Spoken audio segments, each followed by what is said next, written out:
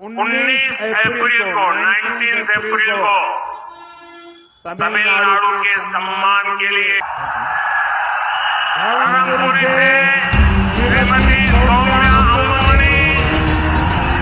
வணக்கம், நான் முனைவர் சௌமியா அன்புமணி பேசுகிறேன்.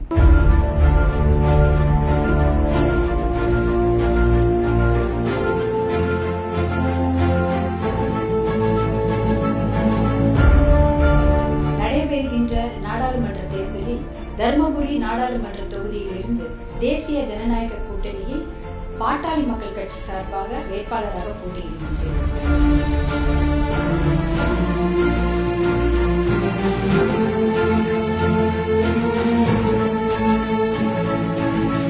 எனக்கு ஆதரவளித்து மாம்பழம் சின்னத்தில் வாக்களித்து வெற்றி பெற செய்யுமாறு தங்களை எல்லாம் பணிவோடும் பாசத்தோடும் கேட்டுக்கொள்கிறேன்.